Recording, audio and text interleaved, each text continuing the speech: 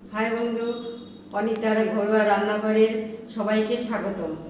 আজকে আমি রান্না করছি কচু বাটা। চলো রেসিপিগুলো দেখিয়ে দিচ্ছি। এই যে কচু বাটা করবো, সেই জন্য যে কচু রেডি করে নিয়েছি। এখন কি কি লাগছে আমি বলছি। এই যে হলুদ গুঁড়ো লাগছে, তার সঙ্গে লঙ্কা গুঁড়ো লাগছে, নুন লাগছে আর কালো জিরে লাগছে। আর একটু আসল কথা হচ্ছে পেঁয়াজ কুচি লাগছে, গোটা লঙ্কা লাগছে আর রসুন লাগছে। একটু কড়াইটা বসিয়ে দিচ্ছি, একটু গরম হোক। এইগুলো ছেঁচে নিতে হবে। কড়াটা গরম হতে হতে এইগুলো ছেঁচে রেডি করে নিই। ছেঁচে ফেলেছি, ছেঁচে ফেলে আমি তুলে নেব।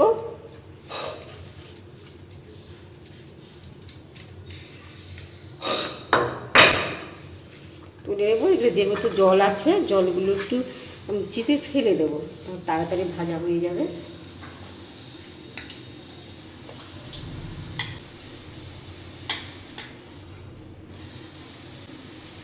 এদিকে কড়াটা তো বসিয়ে দিয়েছি, একটু বাড়িয়ে দিব। একটু সর্ষের তেল দিয়ে দেব।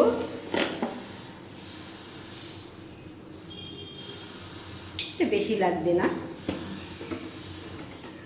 এবার আমি একে একে এই জিনিসগুলো দেব।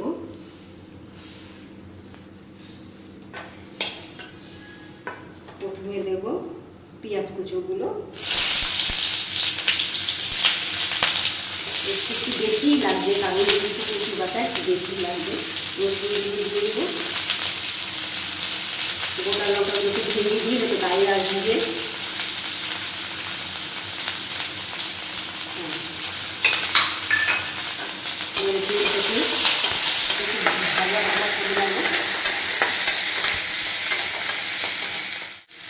এবার আমি কচুগুলোকে দিয়ে দেবো।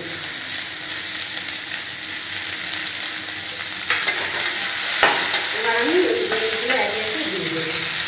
আন্দাজ মতন জিনিস হিসেবে লবণ দেবো।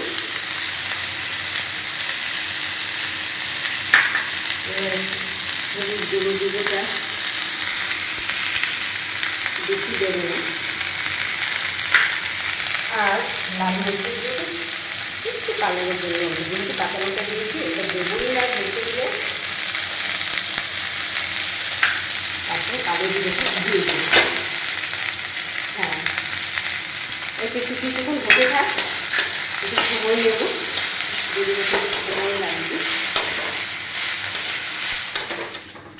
ভাজা ভাজা হয়ে এসেছে, জল হয়ে গেছে, বেশ নরমও হয়েছে, কালারটাও ফ্লেভারটা বেশ ভালো এসেছে। এগুলোকে আমি এবার বেটে নেব। গ্যাসটা বন্ধ করে দিচ্ছি।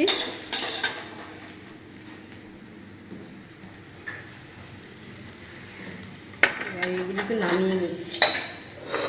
এটা আপনারা মিক্সিতেও করতে পারেন, কিন্তু আমি যেহেতু বাটাতে করে অভ্যাস, বাটাতে করতে পারি। এটা মিক্সিতে করলেও কোনো অসুবিধা নেই, এটা মিক্সিতেও করে নিতে পারেন। এটা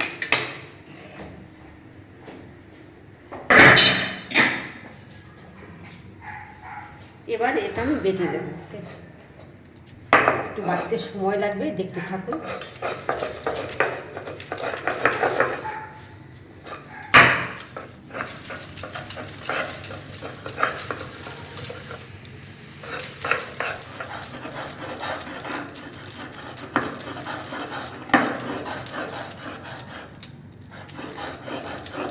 বাটা হয়ে এসেছে, আমি তুলে নেব।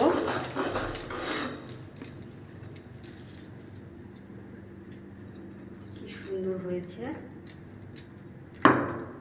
বেশ ফ্লেভারটাও ভালো হয়েছে, আঠলো ভাবটাও হয়েছে। গরম ভাত দিয়ে খেতে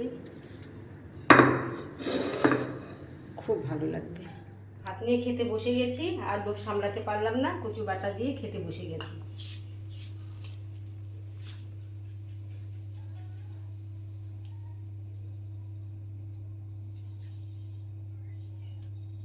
গরম ভাতে কচু বাটা, হালকা মুসুরের ডাল, তার সঙ্গে পেঁয়াজ লঙ্কা, কাঁচা লঙ্কার ঝাল।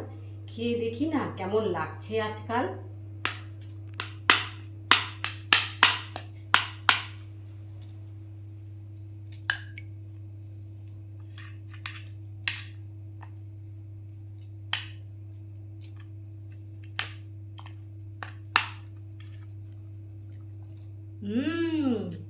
খেতে খুব ভালো হয়েছে, বিউটিফুল।